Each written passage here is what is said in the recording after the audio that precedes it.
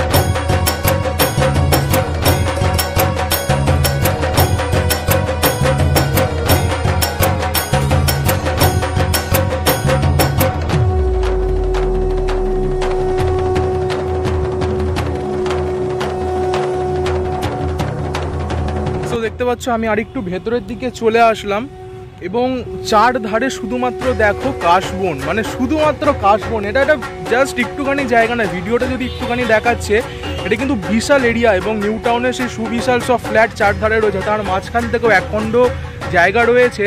সাধারণত আমরা শহরতলিতে থেকে এইরকম দৃশ্য আমরা এক্সপেক্ট করতে পারি না বা সাধারণত দেখতে পাই না কোথাও।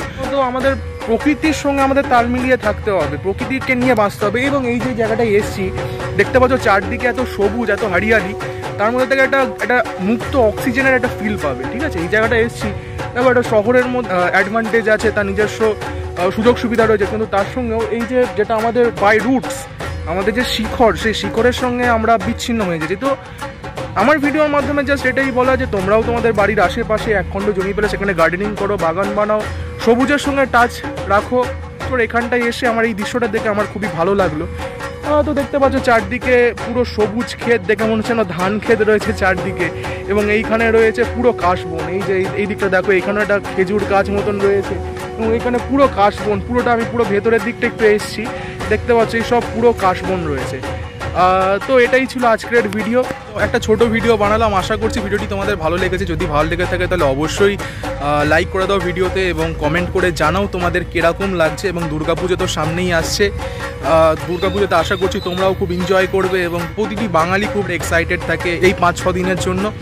তো পুজোর ব্লগস তো আমার এই নতুন চ্যানেলে আসতে থাকছেই, তো ততক্ষণের জন্য তোমরা সাপোর্ট করো শুভজিৎস জার্নি আমার ইউটিউব চ্যানেলকে, এবং কমেন্ট করে জানাও তোমাদের এই ছোট্ট ভিডিওটি কীরকম লাগলো। এবং চ্যানেল নতুন হয়ে থাকলে চ্যানেলটা অবশ্যই সাবস্ক্রাইব করে পাশে থাকা নোটিফিকেশন বেলটা অন করে দাও, তাহলে এরকমই আরও নিত্য নতুন ভিডিওস আপলোড করতে থাকলে তোমাদের কাছে নোটিফিকেশন পরপর চলে আসবে।